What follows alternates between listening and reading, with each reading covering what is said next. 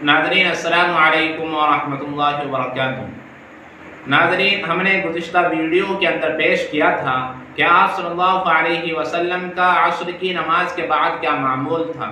इस वक्त हम पेश कर रहे हैं कि आप सल्लल्लाहु अलैहि वसल्लम का मगरिब की नमाज के बाद क्या मामूल और क्या मशगला था। तो नाज़रीन, आप सल्लल्लाहु अलैहि वसल्लम नमाज मगरिब बाजमात अदा करने के बाद अवाबीन के नवाफिल अदा करते और नवाफिल अदा करने के बाद आप सल्लल्लाहु अलैहि वसल्लम उन बीवी के यहाँ तशरीफ़ ले जाते, यहाँ बारी होती थी। आप मालूम है आप सल्लल्लाहु अलैहि वसल्लम के यहाँ मुतअद्दिद बीवी और आप सल्लल्लाहु अलैहि वसल्लम ने रात गुजारने की बारी लगाई हुई थी। तो चुनांचे जिस बीवी की बारी होती थी तो आप सल्लल्लाहु अलैहि वसल्लम मगरिब की नमाज अदा करने के बाद अव्वाबीन पढ़ते और अव्वाबीन के नवाफिल से फरागत के बाद उन बीवी के यहाँ तशरीफ़ ले जाते थे। और उस वक्त तमाम तर औरतें आप सल्लल्लाहु अलैहि वसल्लम के पास उस घर के अंदर जमा हो जाती थी। गोया यूँ कहिए कि ये एक शबीना या एक रात का मदरसा हुआ करता था और आप सल्लल्लाहु अलैहि वसल्लम इस निस्वा मदरसा निस्वा को कायम फरमाया करते थे। यानी ये औरतों का एक मदरसा बन जाया करता था और उनकी एक तालीम गाह बन जाया करती थी। आप सल्लल्लाहु अलैहि वसल्लम यहीं पर तमाम औरतें जमा हो जाती और आप सल्लल्लाहु अलैहि वसल्लम औरतों को तालीम फरमाते और तलकीन फरमाते थे। और औरतें अपने तमाम तर मसाइल इसी वक्त आप सल्लल्लाहु अलैहि वसल्लम के सामने पेश फरमाती, अपने मुकद्दमात पेश फरमाती। आप सल्लल्लाहु अलैहि वसल्लम उनके मुकद्दमात को हल फरमाते, उनके मसाइल का हल निकालते थे। और इसी तरीके से अगर बैत होना होता था तो आप सल्लल्लाहु अलैहि वसल्लम औरतों को इसी वक्त यानी मगरिब की नमाज के बाद आप सल्लल्लाहु अलैहि वसल्लम औरतों को बैत फरमाया करते थे।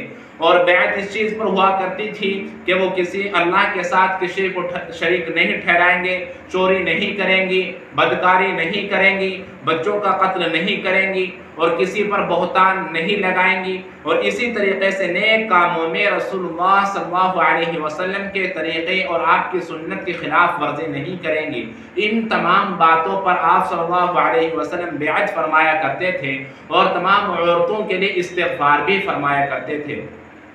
इनसे फरागत के बाद यानी मसाइल का हल करने के बाद, मुकद्दमात को सुनने के बाद और आप सल्लल्लाहु अलैहि वसल्लम को तालीम देने के बाद फिर नमाज इशा के लिए मस्जिद तशरीफ़ ले जाते थे और तमाम तर औरतें वो अपने घरों को वापस चली जाया करती थी। ये आप सल्लल्लाहु अलैहि वसल्लम का मामूल था। नमाज मगरिब और इशा के माबैन जो वक्त होता है उसके दरमियान आप सल्लल्लाहु अलैहि वसल्लम इस पर अमल फरमाते और यहाँ से आप सल्लल्लाहु अलैहि वसल्लम इस स्टेज से और इस वक्त से बड़ा फ़ायदा उठाते, इस मौके को गनीमत समझते और औरतों की तालीम के लिए सबसे बेहतरीन वक्त और सबसे बेहतरीन स्टेज था। तो चुनांचे औरतों के अंदर भी दिलचस्पी हुआ करती थी मसाइल को सीखने की, अपने दीन की बात को सीखने की औरतों के अंदर भी एक दिलचस्पी और रग़बत होती थी और आप सल्लल्लाहु अलैहि वसल्लम कमा हक़्क़हु हक़ अदा फरमाया करते थे। ये आप सल्लल्लाहु अलैहि वसल्लम का मगरिब की नमाज के बाद मामूल था।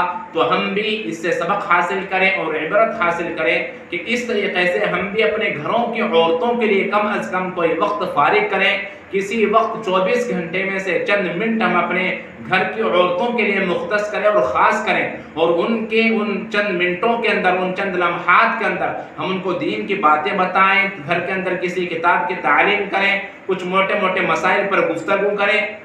तो इंशाअल्लाह इससे बड़ा फ़ायदा होगा।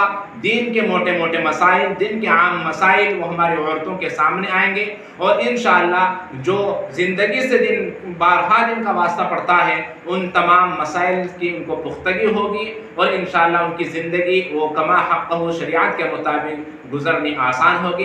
तो हमारी घर के अंदर ऐसा माहौल हो, खुद हम कोशिश करें और दूसरों को इसकी तरगीब दें कि ज़रूर हम घरों की औरतों के लिए वक्त निकालें। खा हम किताब की तालीम ही क्यों ना करें लेकिन ज़रूर वक्त होना चाहिए। इससे बहुत बड़ा फ़ायदा होगा इंशाअल्लाह। अल्लाह तबारक व तआला अमल करने की तौफ़ीक़ व रहमत फरमाए। अस्सलामु अलैकुम व रहमतुल्लाहि व बरकातुहू।